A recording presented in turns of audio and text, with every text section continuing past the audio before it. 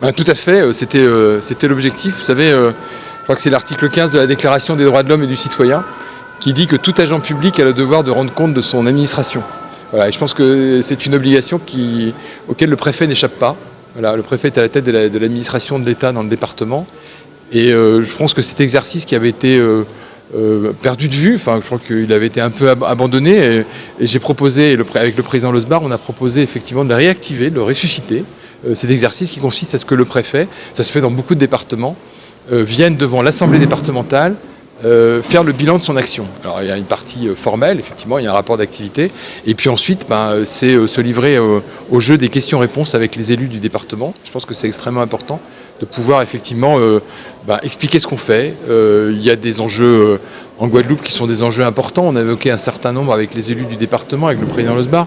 Il y a les enjeux de sécurité et les enjeux de sécurité routière avec une année 2024 qui finit de façon tragique et qui appelle de la part de tous les acteurs et des services de l'État, des services du département à une mobilisation extrêmement vigoureuse. Et, on a des enjeux économiques, on a des enjeux en matière effectivement d'eau. Voilà. On a évoqué effectivement le devenir de ce dossier avec une application extrêmement forte du département mais aussi des services de l'État mais également des services de la région. Donc voilà comment ça avance, comment le dossier de l'eau avance aujourd'hui en Guadeloupe. Sur le plan économique, il y a des enjeux effectivement en matière de développement des infrastructures sportives, des infrastructures culturelles, des infrastructures médico-sociales, etc. Donc voilà, pourquoi ça avance parfois pas assez vite? Est-ce que c'est des problèmes de normes? Est-ce que c'est des problèmes de contraintes environnementales? Est-ce que c'est des problèmes de mobilisation des moyens financiers? Voilà, donc il faut qu'on parle de tout ça. Y compris de ce sujet-là. On fait face à une délinquance qui est de plus en plus violente, qui est une délinquance effectivement ce qu'on appelle du haut du spectre, avec un usage décomplexé des armes à feu avec les conséquences dramatiques que l'on connaît les uns et les autres. Donc quels moyens on déploie?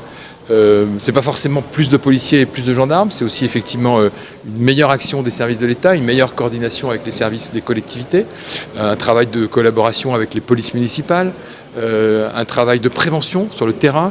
On va, je l'espère, bientôt signer avec le département, mais aussi la région et l'association des maires, un contrat territorial de sécurité qui emporte un certain nombre de mesures sur le développement de la vidéoprotection, sur la prévention de la délinquance, sur l'action de contrôle des aéroports, des ports, etc.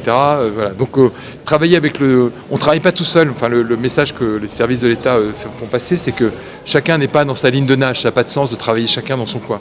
Il faut qu'on travaille ensemble les uns et les autres, parce qu'en fait, toutes ces compétences sont des compétences entre l'État, les collectivités et le département. Ce sont des compétences partagées. On est une république qui est à la fois une république déconcentrée et une république décentralisée. Voilà, donc il y a des compétences dans les collectivités, il y a des compétences dans les services déconcentrés de l'État. Et ça ne marche que si effectivement on travaille ensemble. Je donne un exemple, c'est celui de l'ingénierie publique. On sait très bien qu'une des grandes difficultés qu'on a, c'est qu'on est souvent désemparé pour monter des projets parce qu'on manque de compétences, on manque de moyens, on manque d'ingénierie, on manque de savoir-faire sur un certain nombre de dossiers, etc.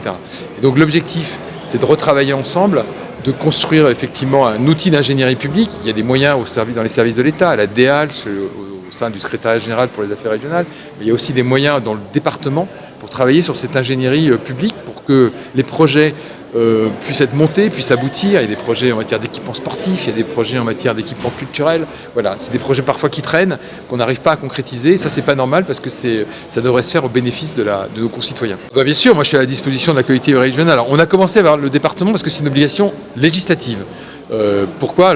Parce que c'est dans les lois de décentralisation de mars 1982, il est prévu que le préfet de département, là je ne suis pas en tant que préfet de région mais en tant que préfet de département, que le département présente son action devant la collectivité départementale. Voilà. Donc là je m'inscris, je mets en œuvre une obligation législative qui s'impose quelque part à moi, qu'on avait un peu perdu de vue en Guadeloupe depuis une dizaine d'années.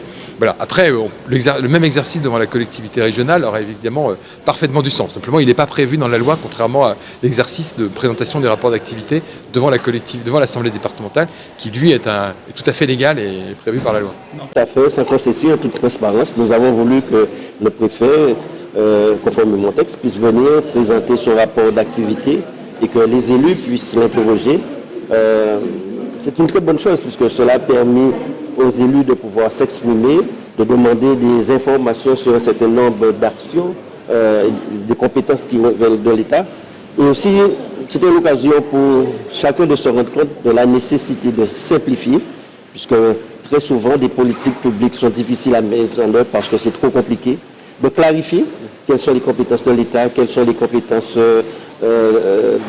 du département ou des autres collectivités, mais surtout cette volonté qu'il puisse y avoir une véritable stratégie territoriale, parce que pour avoir accès à certains fonds, s'il n'y a pas une communion entre l'État et les collectivités, nous n'allons pas pouvoir obtenir ces possibilités, mais surtout que nous ayons des stratégies adaptées à notre territoire et en tenant compte de nos réalités. Donc tout cela nous conforte dans cette démarche, le rapport avec l'État, mais aussi nous conforte de cette nécessité d'une évolution, de mieux clarifier les compétences, mais surtout permettre que les politiques publiques soient adaptées à nos réalités. À la fin, avec cette qualité et puis l'implication donc, des élus, puisque c'est un exercice où l'échange était prévu pour 20 minutes. Vous avez vu, ça a duré pratiquement 3 heures. Donc, il montre tout l'intérêt de cet exercice, mais aussi la complexité aussi pour mettre en place des politiques publiques efficaces. Il va falloir qu'on a fait. D'ailleurs, j'ai fait la proposition au préfet que dès le premier semestre 2025, que nous puissions déjà faire le point sur 2024, les perspectives pour l'année en cours. Oui, effectivement, au-delà du manque de moyens, mais ce que nous avons constaté, c'est la difficulté pour accéder à ces moyens, pour la mise en œuvre de ces moyens, d'où, pour ne pas me répéter, la simplification qui s'impose, la clarification, et que nous puissions pouvoir mettre en place de véritables stratégies pour que nous soyons beaucoup plus efficaces.